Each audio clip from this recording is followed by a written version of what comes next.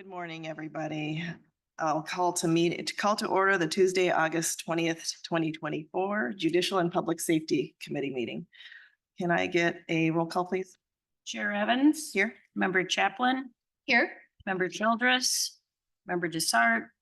Member Eckhoff. Member Guston. Member Krajewski. Member Ozog. Member Shorzy. Member Tornatori. Member Yu. Member Zay. Thank you. We have a quorum. A few other people are probably going to come in after a bit. So chair remarks, we just have a lot to cover today, so I don't really have any other chair remarks other than welcome to everyone. And oh, sorry, I missed public comment. Do we have any public comment? Yes, one online comment was submitted. Okay, great. So in accordance with the amended county board rules, electronically received public comments have been sent to members of the JPS committee prior to today's meeting and will be made part of the record of the meeting by inclusion in the minutes. And then on to chair remarks. Welcome, everybody. We have a lot to cover here. So I'm just going to go right into item number 5, approval of the minutes. Okay, we got it. Moved and second to approve the minutes from Tuesday, August 6th, 2024. All in favor? Any opposed? Okay, the motion carries. Moving on to budget transfers. Can I get a motion to approve item 24-2248, transfer funds from other professional services to building improvements in the amount of $6,496 to cover CTI service agreement fees for courtroom AV equipment that are no longer being paid by ARPA? Okay, we've got it moved and seconded. Any discussion on that? Okay, all in favor? Any opposed? Okay, the motion carries. Moving on to item 6B, can I get a motion to approve item 24-2249? So moved. Transfer funds from automotive equipment to transfer out general fund in the amount of $90,000 to assist in alleviating pressures on the general fund by providing financial support for salaries. Any discussion on that? Okay, all in favor? Any opposed? Okay, the motion carries. Moving on to item 6C, can I get a motion to approve item 24-2251, transfer funds from contingencies to other professional services and medical services in the amount of $708,000 necessary to cover current DuCom expenses for radio dispatch and for arrestees medical services for the county jail. Any discussion on that? Okay, member you. I just had a quick question with regard to what current DuCom expenses for radio dispatch are they? And is it just one arrestee's medical services that we're paying for with regard to this? Okay, so for the first one, I will see if anybody from the sheriff's office could answer that, or Jason. Dan Billadue's here too, but I'll let Jason talk first. I'll talk about the Resty Medical.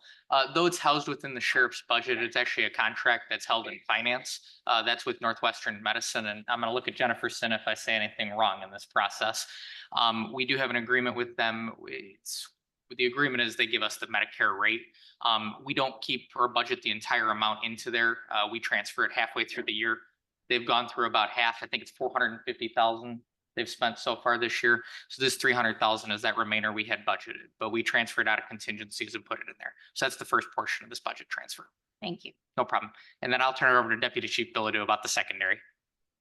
This is some of the DuCom expenses we talked about initially. They have some one-time fees and some of the other fees that were associated with our initial transfer over to DuCom from ACDC. These are not recurring fees. It's just we've worked with the county, with finance, and with DuCom to try to spread them out. So now we're just starting to pay some of those fees. Okay, thank you so much. I appreciate that. Okay, any other questions or comments? Okay, all in favor? Any opposed? Okay, the motion carries. Moving on to action items. Can I get a motion to approve item 24-2231? County Contract 5676-1 serve issued to Curry Motors to decrease the total contract amount by $735,029 and close a contract due to expiration of the contract. Any discussion on that? Okay, all in favor? Any opposed? Okay, the motion carries. Moving on to item 7B. Can I get a motion to approve? Oh, Did we have a motion and a second on that last item? Oh, we didn't, oh, sorry. Okay, sorry about that. Okay, all in favor? Any opposed? Okay, the motion carries. Sorry, I had a late night last night, so. Moving on to item 7B, can I get a motion to approve item 24-2232, county contract 5895-1 serve issued to Ray O'Haron to decrease the contract amount by $103,594 and Second. close the contract due to expiration of the contract. Okay, moved and seconded. Any discussion on that? All in favor? Any opposed? Okay, the motion carries.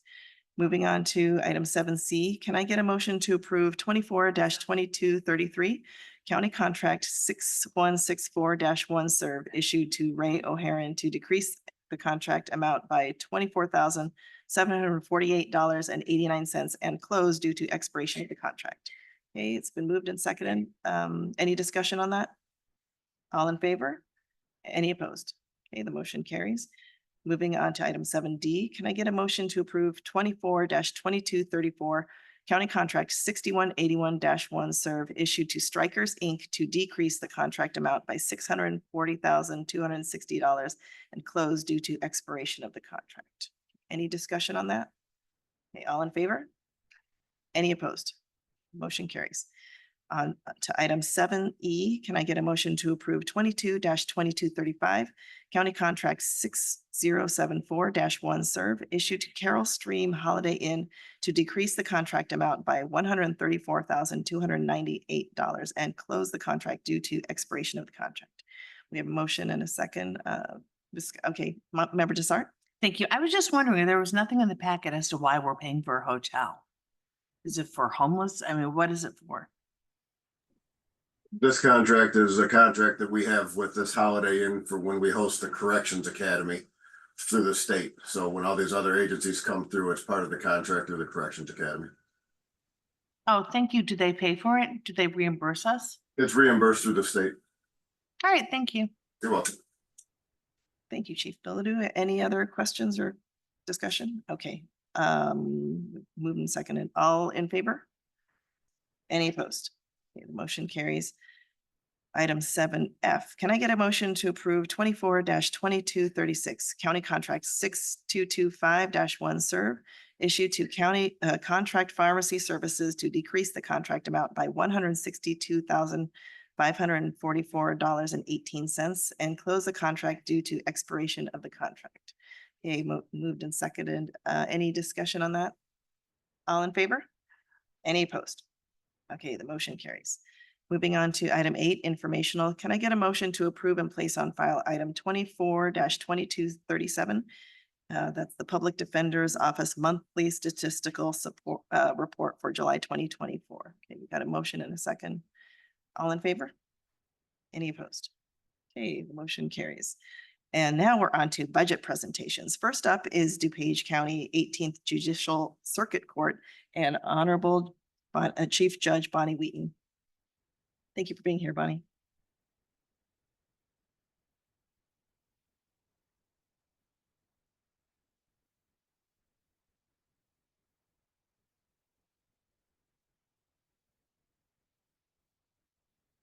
See if first thing is, can I work the clicker? Oh, there it is. Okay. Good morning. Thank you for your attention to everything that we are going to say this morning. I've only been the chief judge since December. That's about 8 months, but I have been a judge for 36 years. So I know my way around the court system, and I have some ideas. And I have really enjoyed the past 8 months getting to know the wonderful staff that we have in the circuit court. I've had the opportunity to work with probation and court services, the law library, the jury commission, and of course the administrative staff. And I always say I am surrounded by very smart people.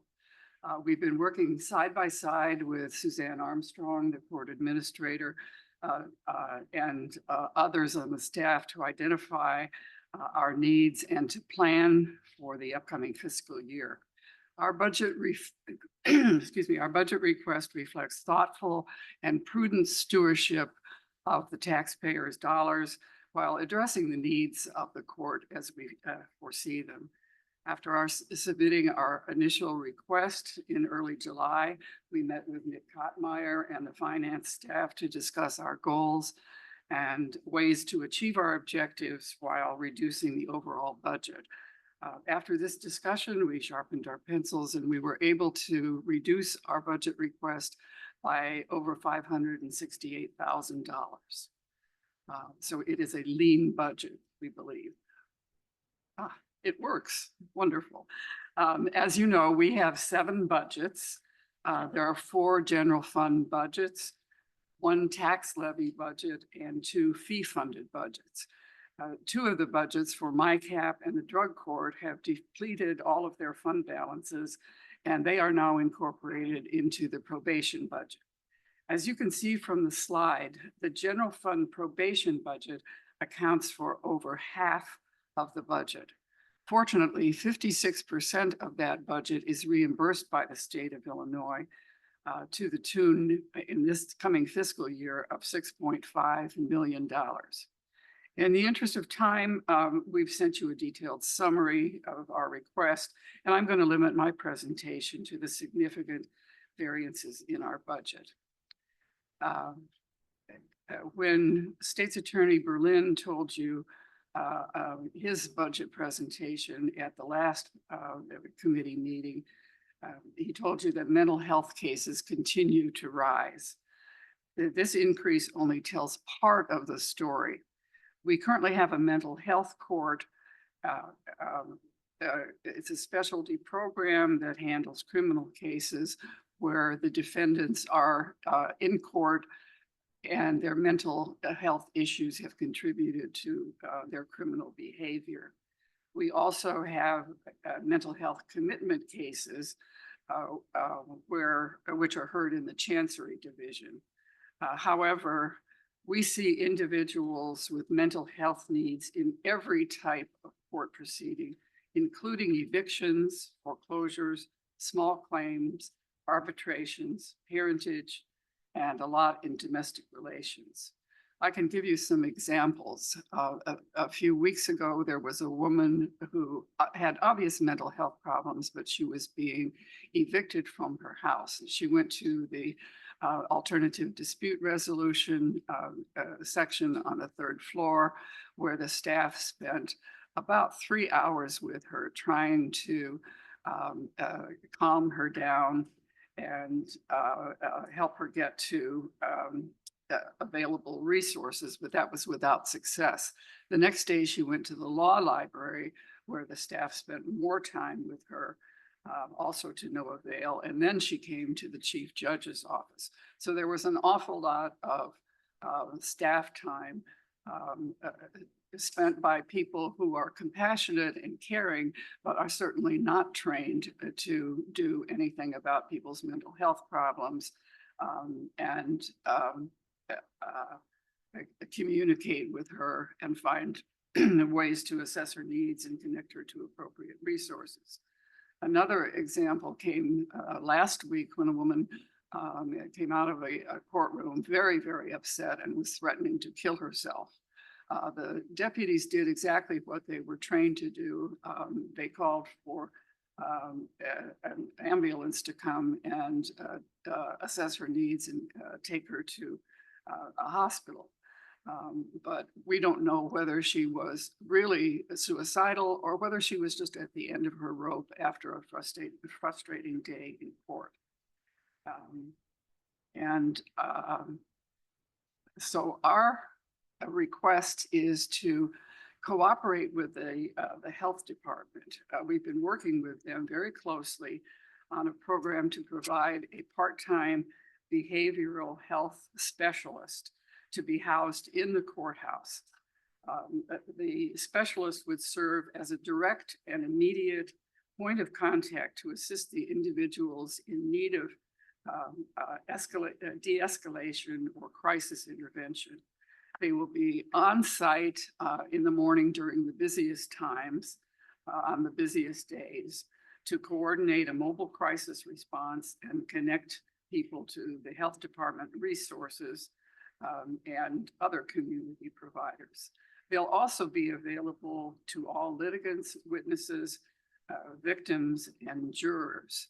And I was just told on the way in that one of our interpreters was present at a court sentencing hearing yesterday and had to look at pictures of a very grisly autopsy scene of children who had been murdered. And if we had someone who would be able to assist people like that, and also jurors who see horrible murder scene photography and hear testimony. Right now, we thank them for their service and send them out into the community. And another thing that a behavioral health specialist would be able to do is train, at least on a modest level, the frontline staff that are presented with these people. They come to the secretary's windows or to the chief judge's office or to the law library.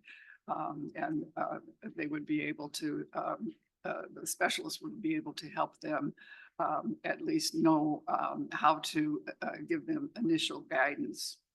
So the next initiative we have is enhanced juvenile court representation. As you probably know, the juvenile court judges handle two types of cases. One is delinquency, and we're familiar with that, but also child protective cases, which include abuse, neglect, and dependency. Delinquency cases are heard 3 days a week and involve an underlying criminal allegation. But there are emergency hearings as well, including detention hearings that are heard every day when the need arises. Child protection cases are heard on Tuesdays and Wednesdays, again with emergency hearings such as shelter care hearings, heard within 48 hours of a child being removed from their home. And they are heard every day when the emergency arises, and that 48 hours is by law. The number of child protection cases continues to increase, with 283 cases heard in 2023, and we are already at 274 cases, and we're only in August. The court staff needed for each case is really staggering. There are 2 assistant state's attorneys for each courtroom, 2 assistant public defenders, 2 CASA supervisors per courtroom, and a DCFS court caseworker. We need to add 2 child protection guardians ad litem, and those are called GALs.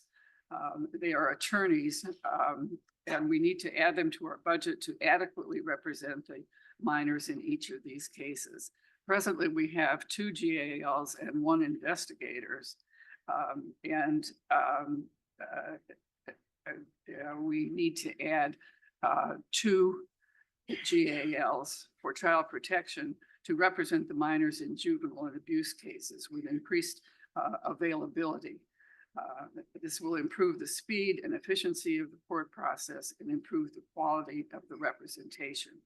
While working on this proposal, we've identified a source of reimbursement through the AOIC, the Administrative Office of Illinois Courts, which, along with eliminating the investigator who we have now and whose contract expires in September, this brings the total impact of this request to the modest sum of $27,000.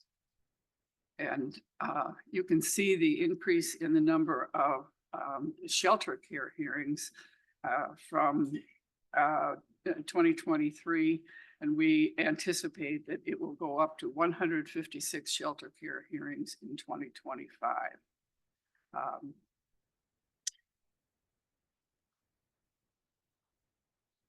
By law, these emergency child shelter care hearings have to have an attorney representing the minor child.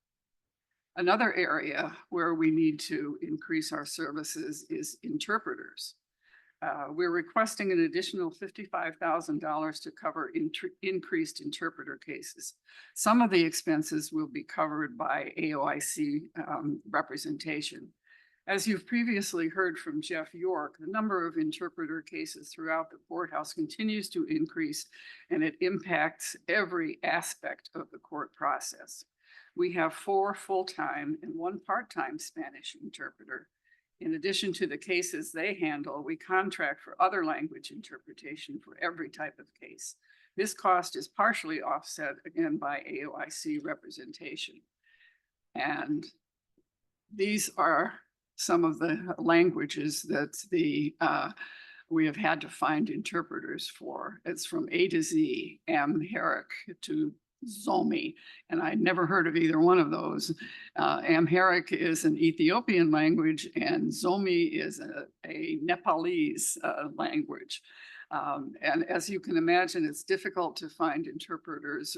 We use various services and also telephone services.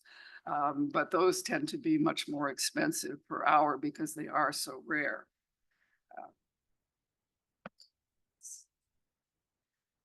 And we also have the mediation help desk. Many of you are familiar with the success of the eviction mediation program. We've had great success with this program. From October of 2021, during the height of the pandemic evictions, to August 13th of this year, we've hosted 1,059 mediation sessions for tenants and landlords in DuPage County with a 70% success rate. The program has distributed over $16 million in court-based rental assistance, which is funded by the AOIC. The program has been funded through ERA2, which ends in September 2025. And we're requesting 2 months of the coordinator's salary and fees for mediations to cover October and November after that funding ends. During that time, we'll be assessing whether that program should continue without the funding. And also we have the jury commission. When a resident receives a jury summons in the mail, it's probably the only contact they will ever have with the court system. And we continue focusing on making this a positive experience throughout the process. If you haven't seen the jury commission facilities, I certainly invite you to come and take a look. We've done, the jury commission does a wonderful job of making jury service a pleasant experience for the citizens of the county. As you can see on the chart, the number of jurors summoned and the number of jury trials continues to increase. And jury trials can last as little as 1 day, or in some cases as long as 2 weeks or even more. In 2024, we received grant funding for new jury software that helps manage every stage of the juror experience, from the initial summons to receiving a check for services. This software improves the user experience, including a 24/7 access to a chat bot feature. It hasn't gone live yet, but when it goes live, people will be able to go online and ask questions, or from how much will I get paid to I'm a college student, how can I defer my jury service? And they'll get an answer and instructions. We're requesting an additional $19,448 to cover the subscription fee increase for this new software, which promises to be a great addition to the jury commission. Additionally, we're requesting $25,000 to cover an increase in the IRS standard mileage rate paid to jurors. And now we come to probation and court services. Over half of the, excuse me, over half of the, overall, the budget remains flat, and 56% of the expenses are reimbursed by the AOIC. For fiscal year 2025, we're expecting over $6.5 million in reimbursement, which covers, as I said, 56% of the budget. As a judge for 35 years, mostly in the Chancery Division, I had minimal contact with the probation department. But since becoming the chief judge, I've had the opportunity to learn so much more about the dedicated professionals who handle the day-to-day work throughout the department, and I am thoroughly impressed. Bob McKellen does a wonderful job in the probation department, and I've taken to meeting individually with the people who have served a long time when they get their awards for 15, 20, 25 years. And with very few exceptions, they've been probation department employees. They're all very happy with their jobs, at least the ones that I see. They are very dedicated. They love what they do, and they are very important to the system. I know we're limited on time, but I want to share one very impressive program that has been started by the probation department. And this is juvenile CrossFit. What you see are photographs of high-risk minors who are, because of the nature of their crimes or their history, are on intensive juvenile probation. They're participating in a program with a CrossFit gym where they go to the gym twice a week with their probation officers, and they all work out together. They see the probation officers struggle and persevere while receiving encouragement to overcome their own challenges and build resiliencies. They also attend a mental wellness group designed to teach self-awareness and a better understanding of themselves so they can grow in healthy ways and increase happiness and hope for their future. The program started with 4 participants, one of whom successfully completed the term of probation and graduated from high school. The other 3 regularly participated and completed the mental wellness program. The program is too new to provide any meaningful data, but the probation officers have anecdotal information that it is very successful, very promising. The probation officers report that the participants enjoy attending the sessions and their confidence has improved immeasurably, and behavioral problems have greatly diminished. The program is modeled after one in Ohio that reports that 78% of those completing the program did not reoffend within 12 months after completing their probation. Another area that needs increase is DUI evaluations. The judges in our 3 DUI courtrooms rely on the probation department's DUI evaluation program to provide consistent and thorough evaluations that the court can use in sentencing DUI offenders. The number of evaluations continues to rise, and we're looking at an increase in salaries to allow us to reclassify a part-time support position to a full-time DUI evaluator position. We're also responsible for detention, screening, and transport. Our request for this budget is significantly reduced from last year due to the favorable contract terms we negotiated with Kane County and a lower projected average daily population. The board's decision in 2011 to close the youth homes and contract with Kane County has saved the taxpayers over $27 million since that time. Thank you very much for your attention. We're willing to answer any questions you have, but I would like to, if there is any time after Candace Adams has made her presentation, I would like to repeat to you the comments that I made to the Sheriff's Merit Commission last week. And I think that will underscore some of the things that Candace Adams is going to say to you in her presentation. Thank you so Questions much. now, or Yeah, let's have Clerk Adams come up first, and then maybe we'll have questions at the end. Thank you. So we have here DuPage County Circuit Court Clerk Candace Adams. Thank you, Clerk Adams, for being here.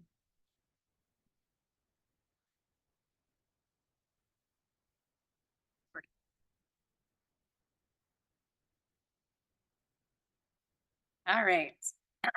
Good morning. I thought you might not make it. I was going to be nervous that you weren't going to be here. So I'm so glad you're here. I have so many things, Member Krajewski. Oh.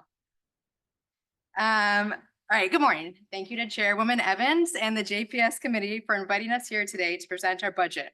Before I get into the actual numbers of the budget and our requests, I would like to go over the makeup of our office. We're a pretty large office. We have 140 staff members. The clerk of the circuit court's office is a non-judicial partner of the judicial branch. It is funded, however, by the county. Our primary function is to keep the record of the court. While it is a separate and distinct office from that of the circuit court, we do benefit from an incredible working relationship with Chief Judge Wheaton and Suzanne Armstrong and collaborate on many projects together. Because of our unique identity, we are governed by many rule-making bodies, including the Illinois Supreme Court, the administrative offices of the Illinois courts, local court rules, state statutes, and the county. I love this slide because it's just a small representation of the number of agencies, departments, and organizations we work with daily to ensure the courts can operate. We are one of the largest departments in the county. If you have not visited us yet, you must. I'd like to take this opportunity to discuss some of the projects that we were able to complete this year, as many of them have an impact on our budget. Our accounting department is one of the larger accounting departments in the county. Based on collections, we pay out in between $40 to $50 million annually. Under Julie Ellison's leadership, our accounting department has liquidated many of our funds this year to ensure that we could comply with the mandates of the Safety Act, specifically the return of paid bond. Like the county, we too have an investment policy. It is very conservative, as our funds must be available for disbursement at all times. We have and will continue to hold our operations and administration funds separate from the county as directed by statute and for many other good reasons. We have worked with finance and have supplied all requested information about our accounts. We have no problem sharing any information requested, but we will continue to maintain these funds in-house. Just a quick note, our office is also audited every year by Baker Tilly, which is made available to the county. While we are found to be in compliance year after year, it is worth noting that we get dinged on our annual audit for not turning it in timely. See, our audit rules require us to wait for the county's audit to be submitted, and year after year, the county's audit is submitted after the statutory deadline for circuit court clerk submission. It is a known problem in the law, and steps are being made to correct it on a state level. Our Chief Deputy Kevin Vasky, our IT Director Jeff Davies, and our IT Administrator Craig Larson lead our IT team. The majority of our budget goes to the number of complex projects our IT department works on daily. There is no way the great work the IT department does can be given adequate acknowledgement in the short presentation. I would like to highlight one project, however. You know those traffic tickets you receive? Okay, maybe you don't receive them, but you've heard of other people receiving them. Well, generating those tickets is no easy task. There is a ton of software development and design that goes into making sure tickets are issued correctly. It includes working with our law enforcement partners and our chief judge's office to make sure it's done right. This year, we estimate we will receive over 110,000 citations. Every county and every circuit court clerk's office in the state of Illinois uses a vendor to make this happen, but not here in DuPage. Here, our incredibly talented team developed our own, and in doing so saved our office and many law enforcement agencies in DuPage hundreds of thousands of dollars this year and millions in the long run. Our counter team, courtroom team, phone department, and support services team are led by our Director of Operations, Julie Kappa. These departments comprise most of our staff. Her leadership and her continued efforts in cross-training all employees have given the office more flexibility when it comes to adapting to new laws and procedures. She and her team have maintained a strong commitment to assisting all of those who come into our office. Fun fact, members of our team speak 11 languages, including sign language. Last but not least, I want to provide an opportunity to update you on our parental leave policy. As you may recall, under the leadership of our HR director, John Persichiti, we rolled out our parental leave policy that allows 12 weeks of paid leave for the addition of a new baby, either through birth or adoption, and regardless of the gender of a parent. We had 2 team members qualify under the policy this year. It cost our office $0 additional dollars. I strongly encourage the county to implement a similar policy. Here are some measures we believe show much of what life is like in our office. 2 things to point out here. First, except for criminal filings, which we believe will be close to last year's number, we estimate an increase in every other category. Second, I would like to highlight that we anticipate welcoming over 90,000 people in our office this year. We average 300 to 500 visitors a day. The courthouse sees even more. I'm highlighting this measure now because it will come up again when we talk about expenditures on the next slide. So our expenditures. Not many line items for our office's expenses get paid through the general fund. As you can see, our general fund request is 6.2% increase from last year's adopted budget. 3% of an increase is related to the salaries and the COLA authorized by this board last year. Our other increases come from additional items the finance department has requested we include in our budget and requests for additional security enhancements, both with personnel and physical reconstructions to portions of our office. We are very much in need of new doors and card readers that will provide a barrier between members of the general public and our staff. You'll be surprised to learn that not everyone is happy to be meeting with us. And we are in critical need of more physical security in our office. We are also in desperate need of security personnel in our office. I am requesting a full-time security guard for the circuit court clerk's office. Let me start by saying Commander Keltner and his team are doing everything in their power to make the courthouse safe. There can be no more asked of them. They're good at their jobs, quick to react when available, always willing to help, and stretched beyond capacity. I am truly grateful for them. Just one quick example, a couple days ago, there was somebody in the building, a former county employee who was struggling and looking for me to make it right. And the commander found me to walk me out of the building to make sure that I was safe and that this gentleman that was roaming the halls couldn't get to me. When needed, they are there. But I cannot stress to you enough how undersecured 505 building is at this moment because of the lack of deputies in the building. We don't experience security incidents by the year or by the week. We experience them by the day. We can debate why we are so understaffed. We may agree, we may disagree, but I have not been elected to address the why. That is for the sheriff and his team. It is my job, however, to figure out how to keep my staff safe. For me, the answer to that question is found in security personnel outside the sheriff's department. I have worked with Nick Kottmeyer and Keith Briggs to come up with a number for the budget line item. Ultimately, the security team member would be under Keith Briggs and provided by Monterey. To quote Chief Judge Wheaton in her last Merit Commission meeting, we are begging you to get us help. Now on to revenue. Our office gets revenue from a variety of sources, including case filing fees and traffic tickets. Almost all of the money we collect gets paid out to other entities like the general funds, state accounts, police agencies, etc. For fiscal year 2024, we budgeted a $2 million decrease from fiscal year 2023 that was a result of the Safety Act. While we believe that revenue for this fiscal year will exceed the $11 million projection for 2024, we still anticipate lower revenue in fiscal year 2025, resulting from many things, including less bonds still to be dispersed and less cases that are still assessed based on a fee schedule that were in effect before the CTAA. Based on the trends we see, we feel comfortable with projecting $11 million in revenue again.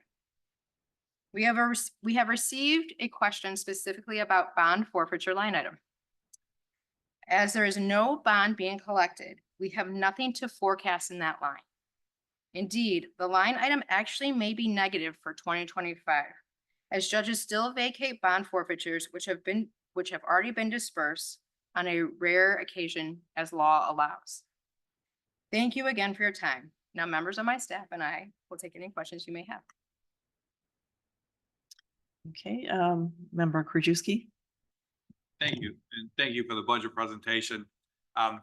You know, for the last 4 years, we've had extreme surpluses at the end of the year, and it's due to either our revenues have been coming in way higher than we predicted, or our expenditures have been way under because people have budgeted certain numbers and they don't come anywhere near there, and we have these huge surpluses.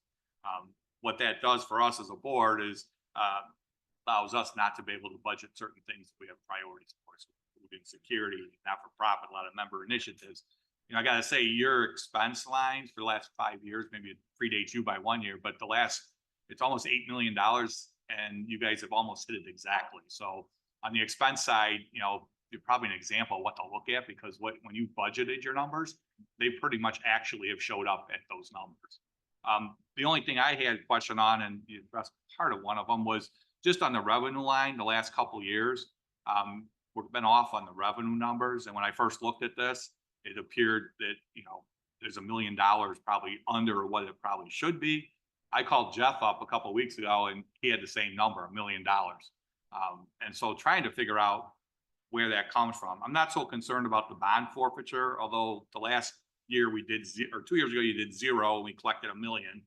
This year, Well, we did. 2 years ago, you have to remember, Let me finish. 2 years ago, we did zero. I'm not gonna have a question here, and we collected $1 million. yeah, This year, we did zero again. We've collected through 8 months, almost 300,000. right. And then I got the monthly numbers, and it's 40,000, 36,000, 50,000. I assume at some point it's gonna run out. I don't know Right. when, and I figured you guys would look at that. So I'm fine with that. I mean, eventually it's gonna run out, but we continue to collect it. My more concern is in the other revenue numbers, the court GF assessment, and I think the circuit court clerk earnings. And, you know, we've collected 11.5 or 11.8 million last 3 years ago, 11.8 million, 12.5 million. This year, you said we're gonna probably be over. Yes. We're at 8 million through 8 months. And so I know you mentioned trends, and so Jeff has provided me with the monthly numbers, and the monthly numbers continue to come in. I don't see a decrease. This last month, it was $1 million again, or over $1 million. Almost $1 million the month before, 1.3 the month before that. So I'm not seeing a trend in it going down. So I'm not sure what trend you're referring to have it down by $1 million. Because if there truly is going to be down $1 million, Yeah. I'd like to know the rationale. If it's not, and I know in talking with Jason, I think Jason, I know the chairwoman's working on her budget. He mentioned they're also looking at putting another $1 million in there. That would be great for us. But unless you know something, you mentioned trends. I don't see the trends month to month to month to month on any decrease going. So I don't know. I understand the bond forfeiture. We got zero in there All anyway. right, you gotta let me answer, right? So The bond forfeiture is a zero, but I'm talking about the other major revenue lines. It's basically two. It's the court GF assessment, well, bond revenue or bond forfeiture is a major line, right? but and it's we zero. ha- So Right, we are I'm not worried. projecting zero, right? So that's why we're going to be lower because in our I'm not very worried about that. You have zero. I'm talking about the 12, or you got 10 point, whatever it is, 10.97 million. When we're collecting almost Right. 12 million. Okay, so part of that is bond forfeiture, right? And No, bond it's not. forfeiture is going to be, we think, going to be zero. And in very recently, we've had a negative payout in bond forfeiture. The GF assessments, so to address all of them, the GF assessment is the money that we received on a fee schedule that was in effect before the CTAA went into play in 2019. Those cases have mostly resolved.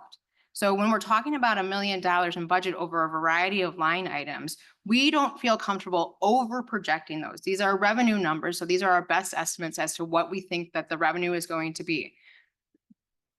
These are what we think based on our educated guesses as to what it's going to be. Yes, revenue right now is at 8.8 million, but that's from all the tax intercept that we've done. We are not receiving those anymore. It's not 2/3 right now as 8.8 million.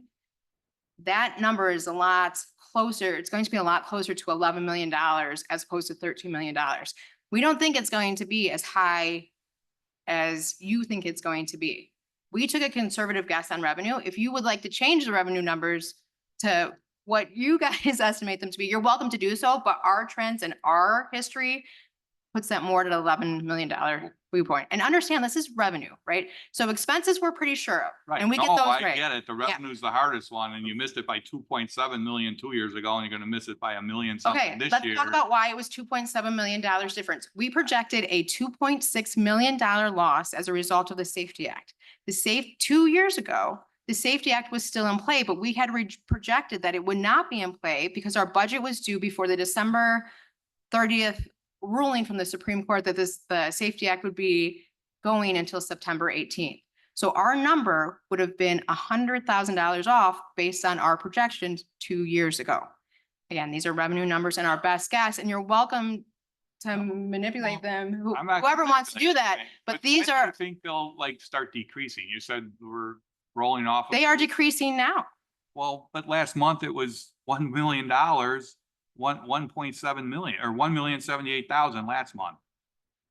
That's Okay. more than $1 million a year, and that's A month, a month, and that's $12 million. and we projected 11 something. Oh, we projected 10.9. Okay. But I'm just, I mean, it hasn't gone down. That's what I'm saying. When do you think we're gonna start seeing it? 3 months ago, it was 1.3 million. We are seeing it. Well, but seeing it where? I mean, I'm looking at the numbers here month to month to month and every month, so. What I recommend is if you disagree with our revenue numbers, the budget I'm asking first you where, can change that, but these are our best projections. but I'm looking at the actual numbers month to month, and you're telling me at some point, I think it's gonna go down, but you're saying because there's a new fee, when is that? You think it's gonna be, you said it's already going down, but it's not. I don't know, Okay. is it 3 months from now, 4 months from now? I think I've answered the question. If you would like to talk with Jason in finance more, and I sent we're Jason certainly the mo- questions 2 weeks ago, and then I asked him Yes, yesterday the- if I got an answer back, and they said no. the question that got presented to us is why we're going to be $10 million less than our revenue projections, and we're not.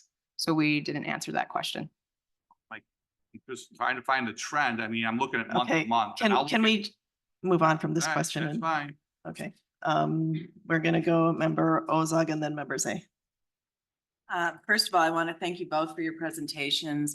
Candace, I certainly can understand your need for increased security, so Thank you. we definitely would like to hear more about that, talk about that. And Judge Wheaton, you tell us that you're reducing your budget by 500,000, and yet you've given us all of these wonderful initiatives. So these sound like great programs, and I applaud the work you've been doing for the last 8 months, and carry on. So thank you both very much for your presentations. Okay, we have member Zay, then member Eckhoff, and then member Chaplin. Yeah, just 2 questions. Madam Yeah. Clerk, congratulations on the software. Thank you. Now, with that development, do you own that? Does the county Yes. own that? Yep. Is it possibly one day to be marketable to make revenue off of it, or? Well, so I don't know the rules about that, and we have started talking to other counties and started internally researching what the intergovernmental agreements will look like between us and other counties. I mean, it has the potential to have cost savings that are substantial, right? So we're in the beginning process of that. I don't know what the rules are on making money off of things like that. I know that we'd be able to share like support services and things like that. But we are certainly in the process of researching all that. And our colleagues around us are interested, the chiefs of, like, there's some chiefs that are interested in sharing it with their colleagues in other counties, and we're interested in sharing it with them too. And for the Chief Judge, Madam Judge, I know we lost money for MICAP and for drug court, and probation has it now. Would it be possible to use any of the opioid settlement money to fund any of that, to take the stress off of probation? I mean, I think that would be a good use of that settlement money for drug court. You look into it? Okay, great, thank you. A member Eckhoff. I just want to talk about the courthouse security for a few seconds. We've had situations before, namely with our field courts, where there was a lot of concern from the chief judge's office under Chief Judge Guerin about the security. Sure. And we had a task force with the chief judge's office, the sheriff, numerous judges, and a couple of county board members, and we talked about that. I'm concerned that our sheriff's department is underfunded and understaffed, because they've expressed to me, we don't have enough people to work both sides of the electronic monitors when they come in. They don't have enough people in the courtrooms. And I'm not sure the interplay between the sheriff's office and the chief judge's office. I can't remember what we came up with about who's in charge of security. But I think we need to more fully fund the sheriff.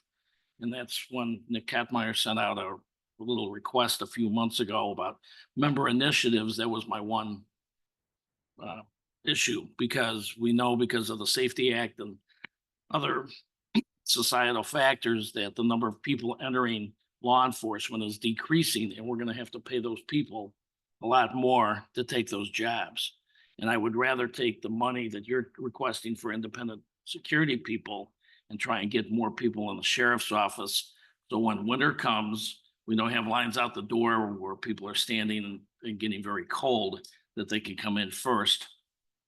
And number two, so we've got enough people in the courtroom, and so we have enough people in the law library, in your office, so that everyone is more satisfied with court security. We may not get to everywhere where you want to be, but at least do a better job. And I think that's gonna be an effort between all of us and the chief judge's office and the sheriff. So that's maybe something that we can work on through the Can I respond this to that committee. for just a moment? I agree. Having more deputies is ultimately the answer to this problem, but Sheriff or Under Sheriff Moore has predicted it's going to be 4 to 5 years to be able to staff the courthouse at a level that it should be. And we don't have that time to wait. I have a clerk that very recently was in the hallways, as they will be coming down, and had a defendant wrap his arms around her. And she had to de-escalate that situation because there's no deputies. And we can't wait that long.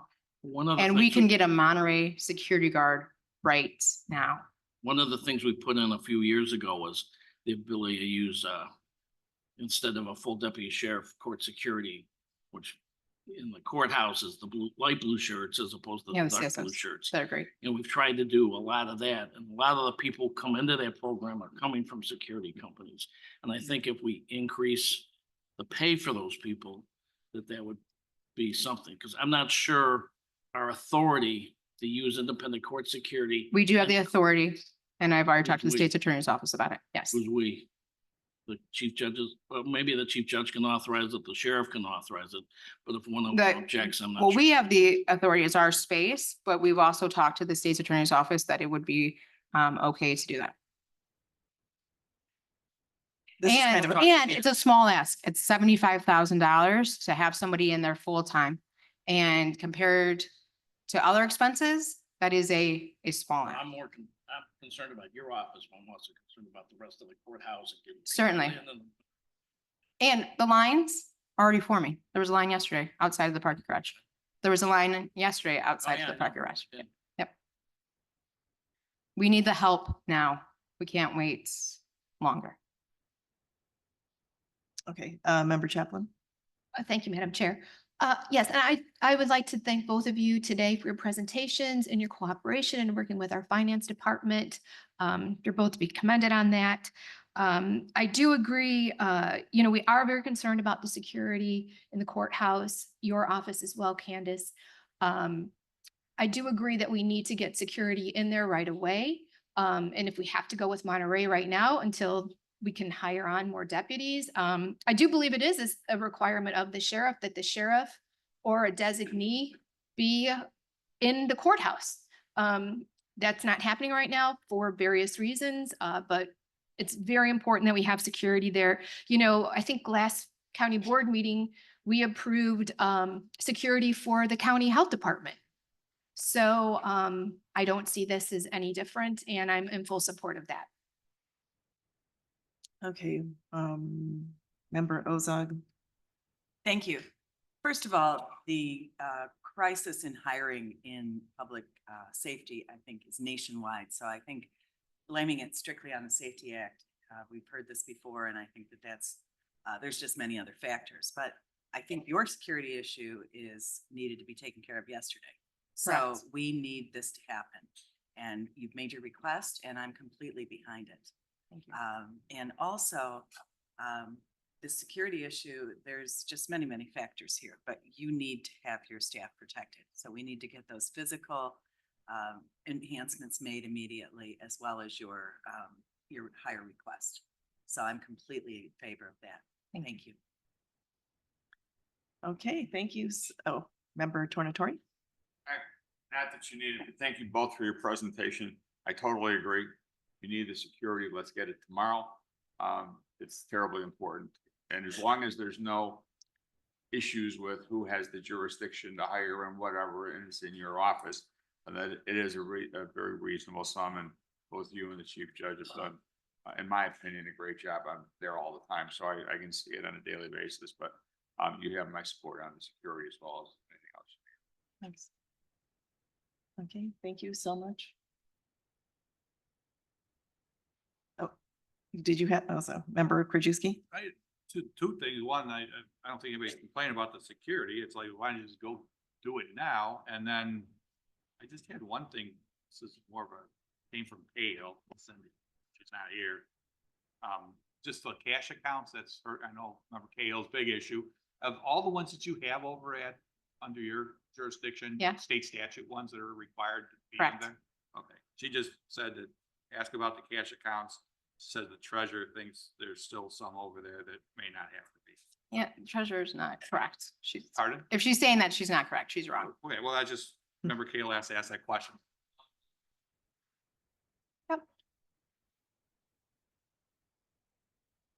Okay, thank you so much for being here, both of you, for the presentations. Everybody, if you have any other questions, maybe we can have that. Oh, sorry. Oh, Chief Judge Wheaton, I think you. Absolutely.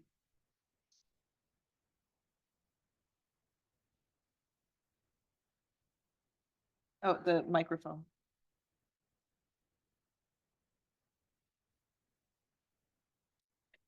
Last Thursday, I spoke during the public comment section to the Sheriff's Police, or rather the Sheriff's Merit Commission. As you have indicated, the problem with the staffing has many, many reasons. The Sheriff's Office had a retirement of 4 of the most senior and most experienced deputies in May. And there is generally a decrease in the number of people who are applying to work in public safety all over. But the sheriff has a constitutional duty to provide security for the courthouse. And right now, although we have the allotted number of court security officers, we are down 15 slots for court security deputies. And this has wide-ranging effects. One of the effects is that Commander Keltner and Sergeant Keenan, who are the supervisors, are forced to be on the magnetometers in the morning, checking people in, so they can't attend to their supervisory duties. It's reached the point that on at least one occasion, they have had to close the entrance to the annex because there weren't enough sheriff's deputies to man the magnetometers. As you know, in first appearance court, the defendants are often released on the condition that they go right across the courtyard to the probation department. If they're in a domestic violence case, they're required to be fitted for a GPS monitor to make sure that if they approach the home or the workplace of the victim, the sheriff and the victim are notified.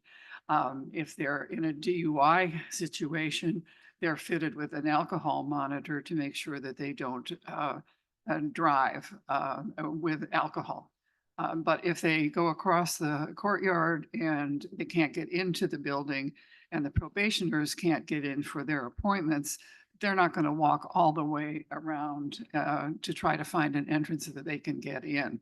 So it's more than inconvenience. It's letting these people out into the community with no security. But even more important than that is the security of the people who come into the courthouse. There are not enough deputies for each courtroom. It's reached the point where on some of the floors, one deputy is covering 2 courtrooms and sometimes even 3, and they can't be in 3 places at the same time. I think we've all seen the video of the court hearing in Las Vegas, where the defendant was sentenced and he supermaned over the bench and started beating on the judge. This happens instantaneously, and if the deputy is in another courtroom, a tragedy is going to happen. We've had some examples of that. One defendant was being sentenced and started to go go nuts in the courtroom, and the deputy did exactly what he was supposed to do, and he radioed for assistance, and there was nobody to respond. Fortunately, the judge left the bench, and that person was taken into the holding cell adjacent to the courtroom, but the judge told me that he was beating on the wall so hard she thought the monitor was going to come down. So this is a tragedy that is just waiting to happen. And we want to be on the record as alerting you, because that's part of your job in the Judicial and Public Safety Committee. We went to the Merit Commission to ask them if there was any way they could speed up the process. There are a lot of places where it can go wrong in the hiring process, but we have some of the CSOs who have applied to be sheriffs in February, and they still haven't had an interview. And this is the end of August, almost September. So if there's any way that that can be sped up, we want to do that. And we want to alert you. And my main job is to provide for the safety of the community, but also the people who come in to the courthouse, and especially our employees. It's gonna happen sooner or later if we don't do something about it. So thank you very much for the opportunity to do. Thank you, Judge Wheaton. Okay, so I'm gonna wrap. That's it for the budget presentations. We're moving on to old business, and I have old business first. So this is regarding the public defender salary.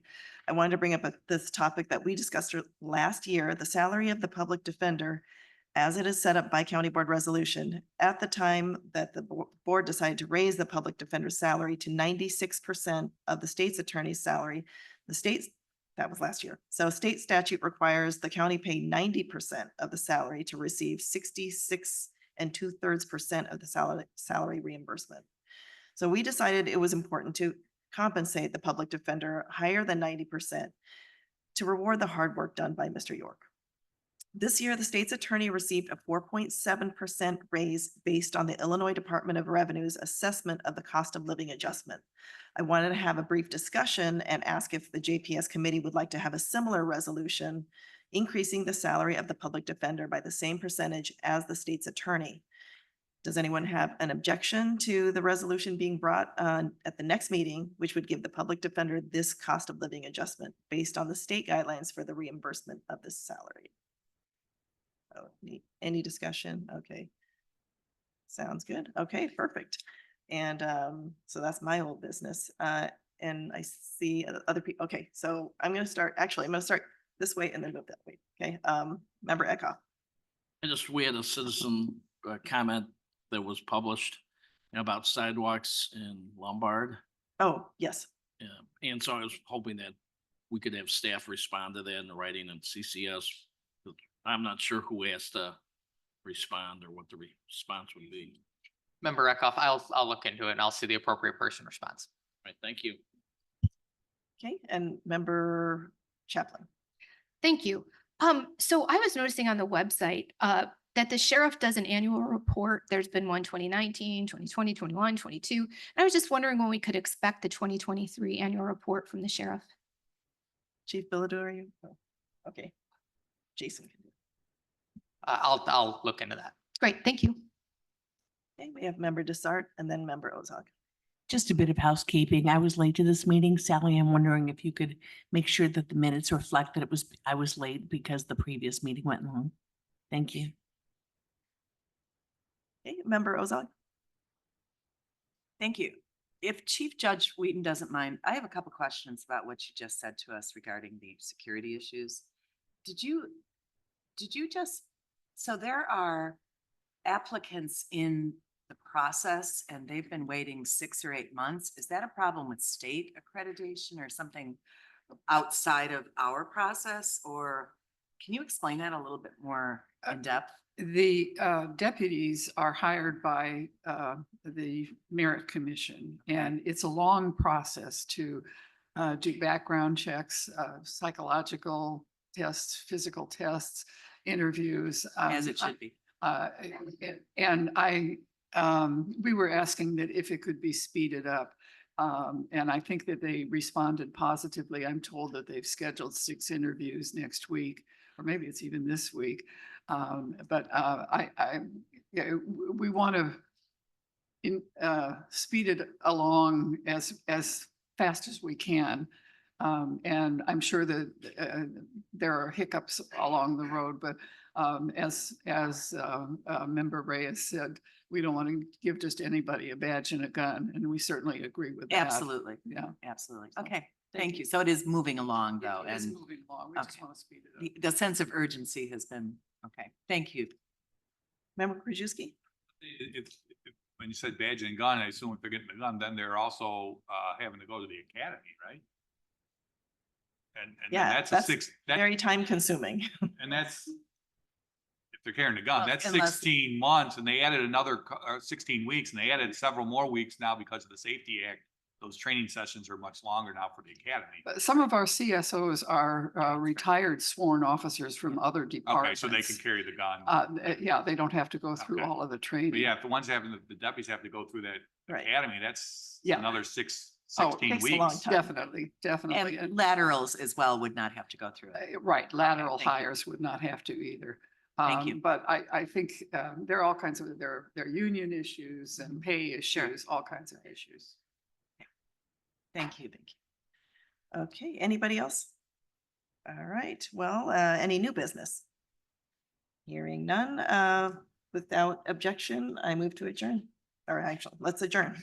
Thank you.